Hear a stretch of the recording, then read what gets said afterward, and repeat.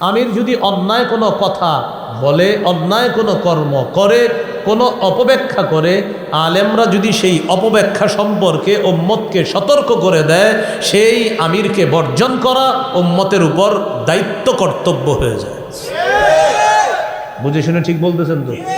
আত্মা সাকানা গদবহু, আমির সাহেবের রাগ ঠান্ডা হয়ে গেল, বলেন আলহামদুলিল্লাহ। শুধু একজন মানুষের রাগ 10-12 বছর কোনোভাবেই ঠান্ডা করা গেল না। আমি আপনাদের সামনে পবিত্র কোরআনের সূরাতুল হুজুরাতের 15 নম্বর আয়াত এবং সূরা নূরের 62 নম্বর আয়াতে কারিমা তেলাওয়াত করলাম। রাসূলুল্লাহ সাল্লাল্লাহু আলাইহি ওয়াসাল্লামের একটি হাদিস পেশ করলাম। আয়াত হাদিস সামনে রেখে কোরআন সুন্নাহ মোতাবেক বিশুদ্ধ কিছু কথা আপনাদের সামনে উপস্থাপন করার চেষ্টা করব। আল্লাহ তৌফিক দান করেন। সূরা হুজুরাতের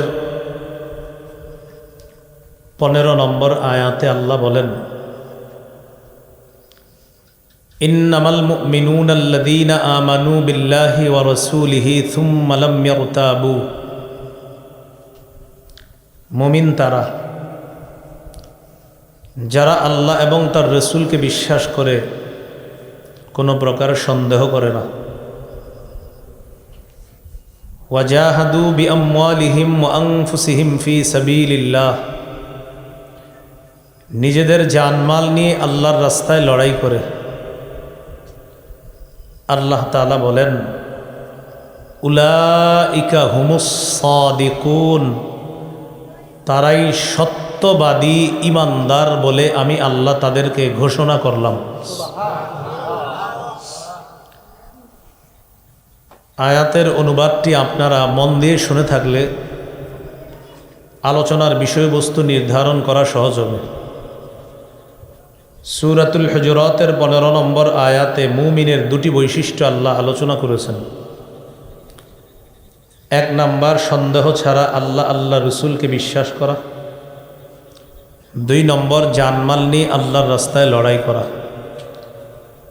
আলোচনার শিরোনাম দিতে পারি আমরা মুমিনের নির্বাচিত কিছু বৈশিষ্ট্য। মুমিনের নির্বাচিত কিছু বৈশিষ্ট্য। অত্র আয়াত থেকে মুমিনের দুটি বৈশিষ্ট্য আমরা শিখতে পারলাম। সন্দেহ ছাড়া আল্লাহ রসুলকে বিশ্বাস করা, জান মাল নিয়ে আল্লাহর রাস্তায় লড়াই করা। এই দুটি গুরুত্বপূর্ণ বৈশিষ্ট্য আমাদেরকেও আল্লাহ অর্জন করার তৌফিক দান করেন।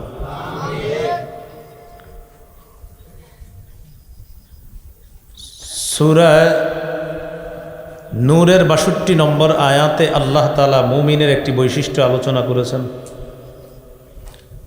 মুমিন যখন দলবদ্ধ কোনো কাজের মধ্যে থাকে, প্রধান যিনি আছে তার অনুমতি ছাড়া মুমিন কোথাও যায় না। আল্লাহ তাআলা বলেন, ইন্নামাল মুমিনুনা আল্লাযীনা আমানু বিল্লাহি ওয়া রাসূলিহি, মুমিন তারা যারা আল্লাহ এবং তার রসুলকে বিশ্বাস করে। ওয়া ইযা কানু মাআহু আলা আমরিন জামি'in লাম ইয়াযহাবু, মুমিনরা যখন নবীর সাথে থাকে, দলবদ্ধ কোনো দলের মধ্যে যখন নবীর সাথে থাকে, তখন তারা লাম ইয়াযহাবু হাত্তা ইস্তাযিনু, নবীর অনুমতি ছাড়া কোথাও যায় না। তাহলে মুমিনের আরেকটি বৈশিষ্ট্য পাইলাম। এই যুগে মুমিন দলবদ্ধ কোনো দলের মধ্যে কোনো একজন ব্যক্তির তত্ত্বাবধানে থাকলে তার অনুমতি ছাড়া মুমিন কোথাও যাবে না, কিছু করবে না, মানে আমিরের অনুগত্য করা। এখানে মনে রাখা প্রয়োজন, আল্লাহর আনুগত্য নিঃশর্তভাবে করতে হবে। রাসূলুল্লাহ সাল্লাল্লাহু আলাইহি সাল্লামের আনুগত্য আল্লাহর হুকুমে নিঃশর্তভাবে করতে হবে। তাহলে আল্লাহ রসুলের আনুগত্য নিঃশর্ত। এছাড়া দুনিয়ার কোনো মানুষের আনুগত্য নিঃশর্তভাবে করা যাবে না। অন্য কারো আনুগত্য করতে গেলে ওই ব্যক্তি, অনুসরণীয় ব্যক্তি যদি কোরআন সুন্নাহের বিরুদ্ধে কোনো কথা বলে, ইসলামের বিরুদ্ধে কোনো কথা বলে, তাহলে ওই ব্যক্তি আর অনুসরণীয় ব্যক্তি থাকে না, তিনি বর্জনীয় ব্যক্তিতে পরিণত হয়। এই জন্য রাসূলুল্লাহ সাল্লাল্লাহু আলাইহি ওয়াসাল্লামের একটি হাদিস মনোযোগ দিয়ে আমরা সবাই শুনলে বিষয়টি সহজে বুঝে আসবে। সহিহ বুখারীর বর্ণনা, এক দলকে রাসূল সাল্লাল্লাহু আলাইহি ওয়াসাল্লাম কোথাও প্রেরণ করার সময় তাদের একজন আমির নিযুক্ত করে দিলেন।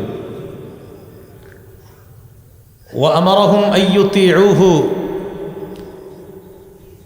যারা আমিরের তত্ত্বাবধানে ওই দলের মধ্যে আছে তাদেরকে রাসূলুল্লাহ সাল্লাল্লাহু আলাইহি ওয়াসাল্লাম হুকুম করলেন তারা যেন আমিরের কথা মানে। একজন আমির বানায়া দিলেন আর বলে দিলেন সবাই আমিরের কথা মানবা।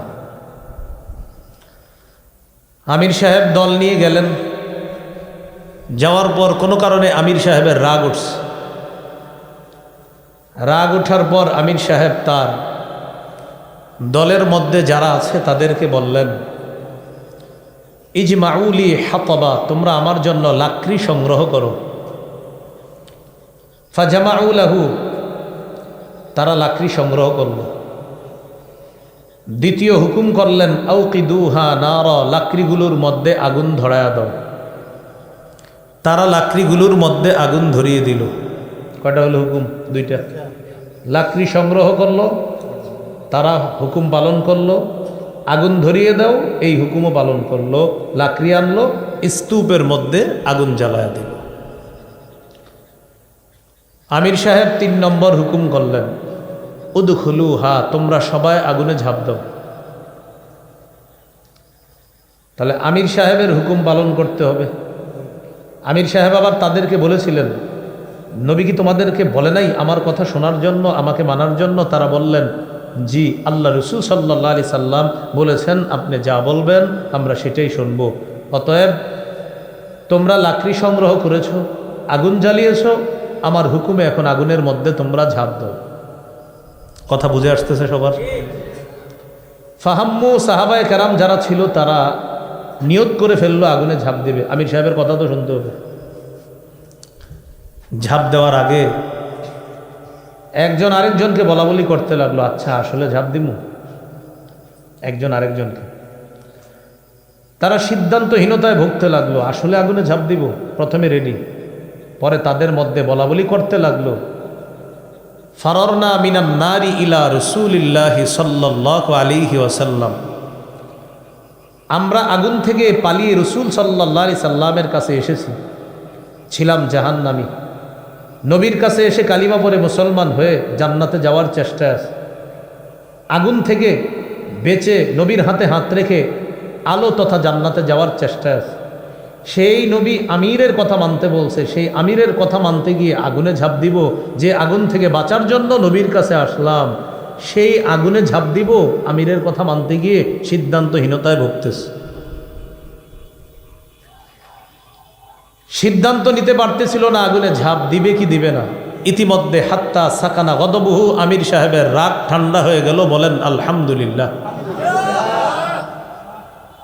শুধু একজন মানুষের রাগ 10-12 বছর কোনোভাবেই ঠান্ডা করা গেল না, কিন্তু এই আমির সাহেবের রাগ ঠান্ডা হয়ে গেছে। আমির সাহেবের রাগ ঠান্ডা হওয়ার সাথে সাথে এদিক দিয়ে কি হলো আপনার, হাত্তা ক্ষমাদাতিন নার ও সাকানা গদবহু, সাহাবায়ে কেরাম আগুনে ঝাঁপ দিবে কি দিবে না, ইতিমধ্যে আগুন নিভে গেল। আমির সাহেবের রাগও ঠান্ডা হয়ে গেল, মানে আগুনও নিভে গেল, রাগও ঠান্ডা হয়ে গেল, আগুনে ঝাঁপ দেওয়া লাগেনি। তবে ঘটনাটি আল্লাহ রাসূল সাল্লাল্লাহু আলাইহি সাল্লামের কাছে পৌঁছেছে। হুজুর, আমিরের কথা মানতে গিয়ে আগুনে ঝাঁপ দেওয়ার জন্য আপনার একদল সাহাবী তৈয়ার ছিল, বাকি ঝাঁপ দেয় নাই। এক পর্যায়ে আগুন নিভে গিয়েছে, আমির সাহেবের রাগও ঠান্ডা হয়ে গিয়েছে। রাসূলুল্লাহ সাল্লাল্লাহু আলাইহি সাল্লাম বললেন, ভালো কাজ করেছে।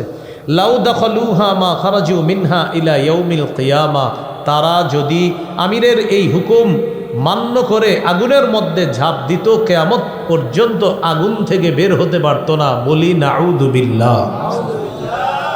হাদিসের শেষে রাসূল সাল্লাল্লাহু আলাইহি সাল্লাম বললেন, ইন্নামাত তাআতু ফিল মারুফ, আমির মানতে হবে শুধু ন্যায়সঙ্গত কথা কাজে। আমিরের কথা যদি ন্যায়সঙ্গত কথা হয়, আমিরের হুকুম যদি ন্যায়ের হুকুম হয়, সঠিক হুকুম হয়, সেখানে আমিরের কথা মানা যাবে। আমির যদি অন্যায় কোনো কথা বলে, অন্যায় কোনো কর্ম করে, কোনো অপব্যাখ্যা করে, আলেমরা যদি সেই অপব্যাখ্যা সম্পর্কে উম্মতকে সতর্ক করে দেয়, সেই আমিরকে বর্জন করা উম্মতের উপর দায়িত্ব কর্তব্য হয়ে যায়। বুঝে শুনে ঠিক বলতেছেন তো? আচ্ছা, আল্লাহ এই ঠিকটা প্যান্ডেলের বাহিরে গিয়েও ঠিক থাকার তৌফিক দান করে। তাহলে মুমিনের তিনটা বৈশিষ্ট্য জানলাম। মুমিন সন্দেহ ছাড়া আল্লাহ রসুলকে বিশ্বাস করে, মুমিন জানমাল নিয়ে জিহাদ করে, মুমিন দলবদ্ধ কোনো কাজে থাকলে প্রধান যিনি থাকে তার কথা অমান্য করে না। তবে এখানে আমরা একটা মাসালা শিখলাম, আল্লাহর আনুগত্যে কোনো শর্ত নাই, নবীর আনুগত্যে আল্লাহর হুকুমে কোনো শর্ত নাই। এছাড়া অন্য কারো আনুগত্য নিঃশর্তভাবে করা যাবে না, সেখানে শর্ত আছে। ইসলাম বহির্ভূত কোনো কর্মকাণ্ড কথা যদি আমাদের কোনো প্রধানের মুখ থেকে বের হয়, তাকে মানা যাবে না, তার কথা শোনা যাবে না। তিনটি বৈশিষ্ট্য জানলাম মুমিনের।